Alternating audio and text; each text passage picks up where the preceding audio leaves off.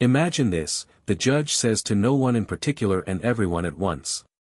One sentence, rules are flexible, costing you $5,000. It can cost you something rarer, too. The clerk calls the next name. A young woman strides to the podium, phone in hand like a small shield. Olivia Brenner, 26. The last name pulls a stir from the benches, the senator's daughter. She wears self-possession like a tailored coat, elegant, crisp, practiced. Judge Caprio lifts his gaze from the file. Ms. Brenner, do you understand why you're here? She smiles without warmth. Yes, sir. I understand. But you know, rules are meant to bend a little when circumstances require it, aren't they? A few soft laughs ripple and die. The judge's eyes narrow a fraction, not irritation, recognition. You believe rules are elastic. My father says outcomes matter. The rest is bureaucracy. She says it lightly, as if quoting a weather report. The room tilts. A man in the last row, jacket polished by years of wear, mutters just loud enough, "My boy died because someone thought rules were flexible." No one turns to look at him, they don't need to. The words hang in the air, metallic. Caprio doesn't raise his voice. He doesn't need to. In this courtroom, names do not bend statutes, he says. Only facts do. And facts don't bow. Olivia's thumb hovers over her screen. The judge notices, gestures to the tabletop. Place the phone there, please. Look at me, not at the world behind glass. Reluctance flickers, then she sets it down. The gallery tightens with attention, heels still on marble, paper hushed, the faint push of the air vents like distant surf. Your citations, Caprio continues, are not exotic: speeding, disabled zone parking, late payment. Ordinary things, if you're used to thinking ordinary things are beneath you. With respect, Your Honor, I could have paid the fine and moved on. I'm here to clear up a misunderstanding. Excellent, he says. We will begin by understanding what you understand. She holds his gaze, a small contest she's accustomed to winning. He doesn't blink. This is not about $5,000, Caprio says, tapping the file once. It's about the sentence you brought with you like a key: rules are flexible. Today we test how far that key turns, when the lock belongs to everyone. A whisper skates along the benches, curiosity, annoyance, something like hope. The veteran in back folds his hands, eyes steady on the girl who might be his own granddaughter but isn't. Olivia's smile returns, thinner now. With respect, Your Honor, I'm not asking for special treatment. No, Caprio replies. You're insisting on a special reality. He nods to the clerk. The monitor beside the bench wakes to a dark screen, waiting. The young woman's jaw firms, but her fingers twitch once, a tell she probably doesn't know she has. In a minute, he says, we'll look together. Not at slogans, not at surnames.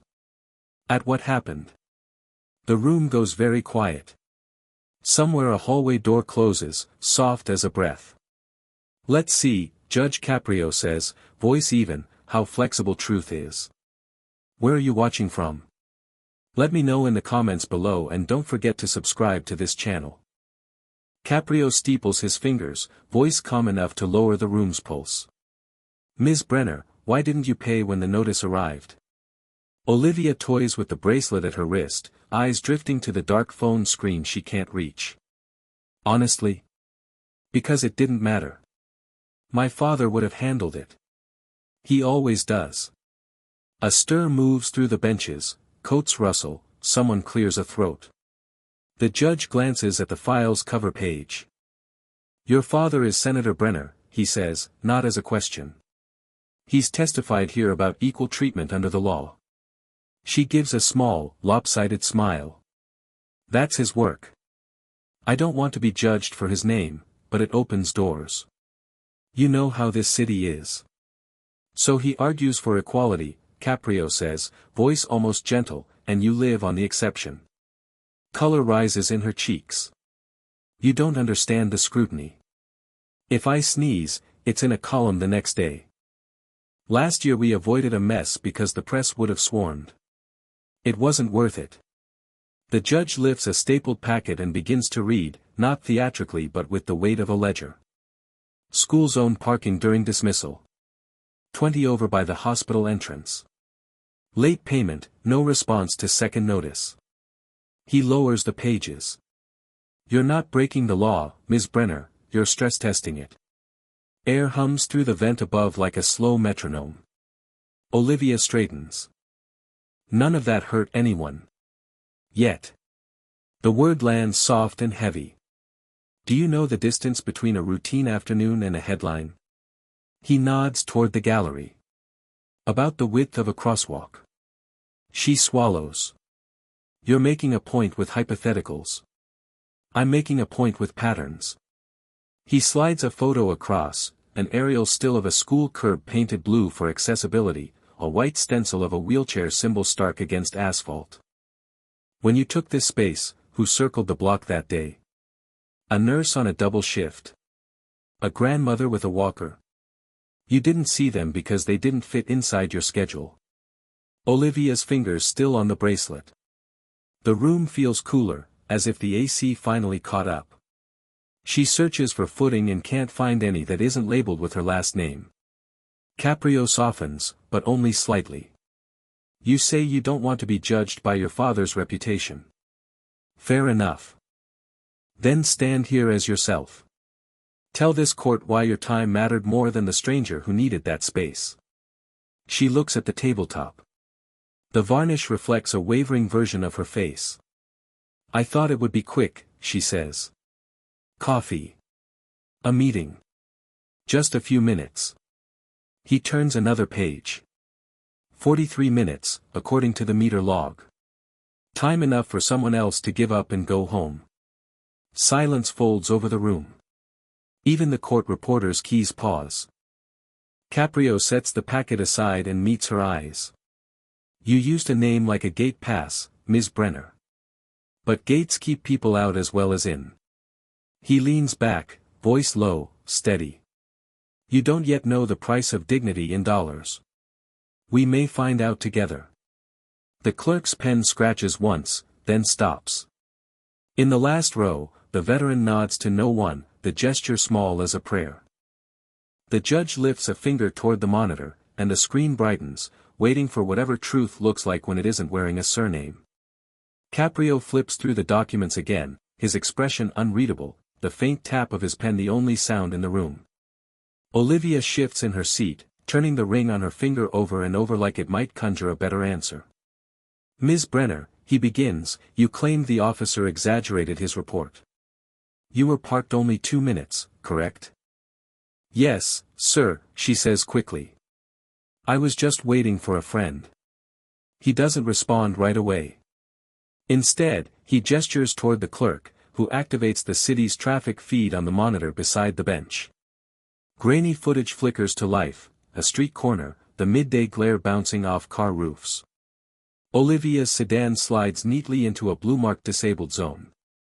Time stamp, 12:06 p.m. The image jumps, then freezes again at 12:49. That, Caprio says evenly, is 43 minutes. Not 2. Olivia's face drains of color. The camera must be wrong. I don't remember being there that long. The judge presses another button. A second angle fills the screen.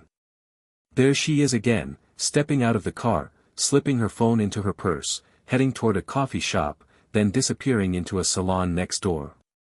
Were you waiting for your friend inside the manicure chair?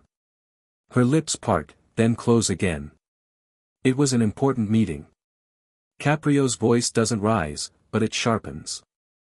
Important enough to block a space meant for someone who can't walk across that street? The question hangs heavy. No one moves. Before she can reply, a voice breaks from the gallery, a tremulous, older woman leaning on a single crutch. I remember that car, she says. That day, I circled that block 3 times. I had to leave. Couldn't get out on my own. Every head turns. The woman's tone isn't angry, just tired. I don't blame her, she adds softly. She just didn't think anyone would notice. Olivia looks down at her hands, knuckles whitening. The judge sets his pen aside, folding his palms together. Ma'am, he says gently, thank you. He turns back to Olivia. Do you understand what that means? It's not about tickets or cameras. It's about what happens when convenience becomes your compass. Her voice cracks. I didn't mean to hurt anyone. No, he says. That's the problem. You didn't think you could. He leans forward slightly, tone lower, quieter. You said earlier your father believes in results over bureaucracy. Tell me, what result did you achieve here? Olivia's throat works, but no words come. Caprio lets the silence stretch, unhurried, unmerciful. Every day, he says finally, I see people who break the law because they're desperate. Hungry. Frightened. And then there are those who break it because they think they're immune. Guess which kind is harder to reach?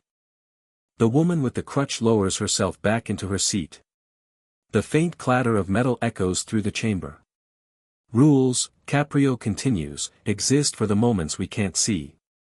The mother carrying groceries, the veteran with one good leg, the stranger you never notice until you take what they need. You don't owe the court money, Ms. Brenner. You owe attention. Olivia's eyes glisten, but she doesn't wipe them. For the first time, her posture softens, less defiance, more confusion at the unfamiliar feeling of being wrong. Caprio takes off his glasses and sets them on the desk. You said rules were flexible, he murmurs. Let's see how far the truth bends before it breaks. The screen fades to black. The only sound left is the distant hum of traffic outside, steady, relentless, and, for the first time, real to her. Caprio sits back in his chair, silent long enough for the air itself to tighten. Olivia keeps her chin lifted, but the tremor in her hands betrays her. When the judge finally speaks, his tone is calm, measured, like the weight of truth before it drops.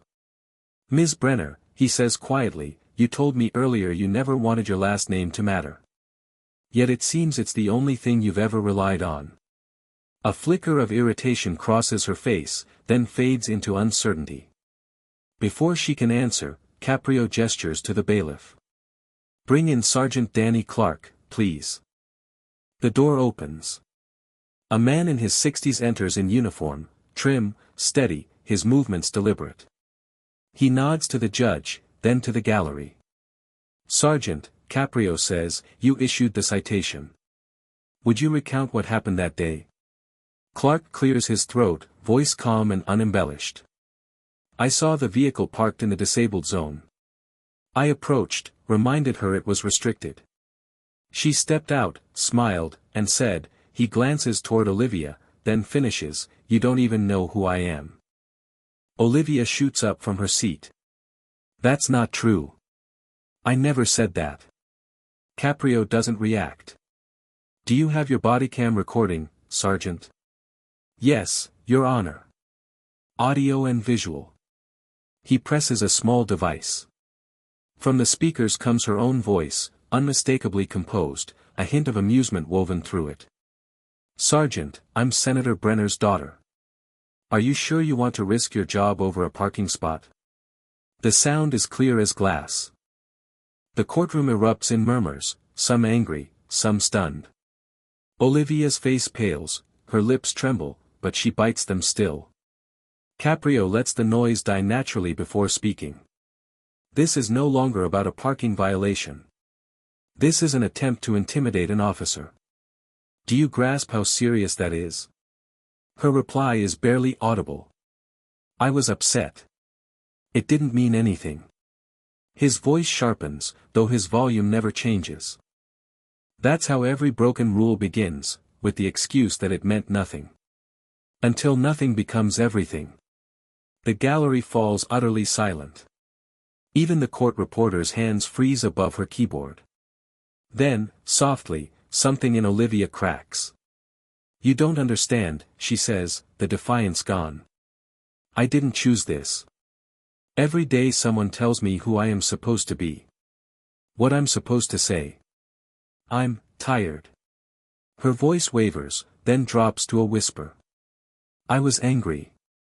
I wanted someone to see me, not the name. Caprio studies her, not the mask now, but the exhaustion beneath it. For the first time, he sees not entitlement but a kind of inherited prison. He sets his pen down and folds his hands. You say you're tired of being your father's daughter. Fine. Today you have a chance to show whose daughter you truly are. The words land quietly but heavy. She stares at him, eyes bright, breath shallow. For a long second, the courtroom seems to forget it's a courtroom, no law, no titles, just a man asking a young woman if she's ready to stop hiding behind a name. The sergeant nods once and steps back, silent respect in his posture. Caprio doesn't dismiss him yet, he looks around the room, then back at Olivia. Courage, he says evenly, isn't defying rules because you think you're untouchable. It's facing truth when it finally reaches you. Olivia lowers her gaze. The bracelet she's been twisting slips from her wrist and falls to the floor with a soft metallic chime. She doesn't pick it up. Caprio lets the silence settle one last time before speaking again, his voice almost kind. Ms. Brenner, he says, this court isn't interested in who your father is. It's interested in who you decide to be next. And for the first time, she doesn't argue. Caprio signals to the clerk. Bring the supplemental records, please. A folder appears in front of him, thin pages, thick history. He opens it, eyes scanning with the precision of a surgeon. 3 years, he says slowly, 5 separate incidents. Each dismissed. Always the same pattern, warnings, excuses, then silence. He looks up at her. A perfect record of getting away with it. Doesn't that exhaust you, Ms. Brenner? Olivia doesn't answer. Her gaze drifts to the courtroom's marble floor, where the bracelet she dropped still lies, cold, motionless, almost symbolic. Before Caprio can continue, a stir at the back draws attention. The heavy door opens. A man enters, tall, composed, wearing the practiced calm of a public figure who has weathered storms. Senator Richard Brenner. The gallery reacts instantly, whispers, flashes from a phone camera, a collective intake of breath. Caprio lifts a hand. No photographs. This is not a press conference. The senator walks forward, his polished shoes striking the floor with an echo that feels almost ceremonial. Your Honor, he says, voice smooth but edged with fatigue. I'm here as a father, not a lawmaker. Caprio regards him evenly. Then you'll remain just that. The court appreciates your presence, Senator, but your daughter must speak for herself. I understand, the man replies. He turns toward Olivia. For a moment, the distance between them feels far greater than the few feet of courtroom air. I didn't come to defend you, he says quietly. I came because I realize you're standing where I should have been years ago. The words ripple through the room, unplanned, unguarded. Even Olivia's posture changes. Dad, she whispers. He continues, voice lower now, heavier. You grew up watching me bend the truth, not to survive, but to succeed. You learned from example. Every compromise I made, you mistook for wisdom. That's my failure, not yours. Caprio folds his hands together, letting the moment breathe. Senator, he says, you campaigned on fairness. Do you still believe in it? Brenner exhales. I used to think fairness was for those who couldn't afford power. Now I see power without fairness is just another form of poverty. The gallery falls completely silent. The mask of politics, that usual gleam of calculation, has vanished. What remains is a man stripped bare. He turns back to his daughter. You asked once why I worked so much. I told you I was fighting for people. Truth is, I was fighting to stay important. His voice breaks, almost imperceptibly. And I made you believe importance was the same as worth. Olivia's eyes glisten. She whispers, you taught me to survive. I should have taught you to live with dignity instead. Caprio nods slowly. You've said more truth in 2 minutes, Senator, than most say in a lifetime. He reaches for a sheet of paper, the printed fine, black ink on white. Ms. Brenner, this is your citation. $5,000. But let me be clear, this is not punishment. It's proportion. A reminder that justice doesn't come with a family discount. He slides the paper toward her. You can pay it. But I want you to understand what you're really settling, not debt, but a habit. Olivia wipes her eyes, barely nodding. Caprio turns to the room. We talk about privilege as if it's armor. But armor isolates, it keeps you from feeling the consequences that make us human. And when you stop feeling, you stop learning. The senator looks down, silent. The audience, veterans, parents, clerks, watches in a collective stillness, the kind that feels almost sacred. Caprio's tone softens. What happens next isn't about her record or your name. It's about whether the next Brenner understands that the rules are not here to be bent, they're here to remind us we're all capable of breaking. He pauses, letting the words land. Olivia signs the document, her hand trembling slightly. Then, unexpectedly, the gallery rises, slow, reverent, an unspoken acknowledgement of the transformation they've witnessed. But Caprio raises a palm, stopping the applause mid-swell. His voice is quiet but firm. This is not entertainment, he says. This is life, raw, imperfect, and, for the first time today, honest. No one argues. The silence that follows feels heavier than judgment, it feels like understanding.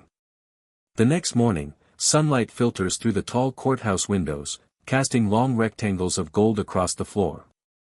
The room is half empty, quiet, almost reverent. Caprio is finishing another case when the door opens softly. Olivia Brenner steps inside. No designer suit this time, just jeans, a gray sweater, and the kind of stillness that follows a long night of thinking. In her hand, a folded receipt. Your Honor, she says, approaching the bench, I came back to close my case. Caprio peers over his glasses. You've paid the fine. Yes, sir. She places the paper before him. And another payment, $5,000, to the Veterans Rehabilitation Fund. Because the space I took that day belonged to people who fought for the right to walk again. The courtroom stays utterly still. Caprio's face softens. You didn't have to do that. I know, she says. That's why I did. A faint smile tugs at the judge's mouth. Seems the rules weren't as flexible as you thought. Olivia nods. No. But maybe the heart can be. He studies her for a long moment. The arrogance that once wrapped around her like perfume is gone, replaced by something quieter, resolve. I also came to say, she continues, I'm leaving my father's campaign office. I want to work for the city's outreach program instead. Help with transportation for the disabled. I'd rather open doors than walk through the ones built for me. Caprio leans forward slightly. That's not an easy path. It shouldn't be, she answers. Maybe that's what makes it worth it. The judge nods once. Ms. Brenner, you've learned something most never do, that a name can't protect you from truth. But it can honor it, if you choose to. From the back of the courtroom, the senator appears quietly, almost hesitant. His expression is unreadable, somewhere between pride and guilt. When Olivia turns to him, he extends his hand. For a moment, she hesitates. Then she shakes her head gently. Let me do this on my own, Dad. He lowers his hand, nodding. Then I'll follow your lead this time. Caprio stands, closing the file. Justice, he says, isn't here to punish. It's here to remind us who we could be if we stopped confusing privilege with purpose. He strikes the gavel once, the sound echoing like a heartbeat through the chamber. Olivia exhales, as if the air itself has forgiven her. She turns toward the door, pausing just long enough to glance back. Thank you, Your Honor, she says softly. For making the rules mean something again. Caprio watches her leave, his expression unreadable but calm. When the door closes, he looks out over the near-empty courtroom. The law, he murmurs, mostly to himself, isn't for the powerful, it's for the fair. The silence that follows isn't empty. It's full, of reflection, of quiet redemption, of something close to peace.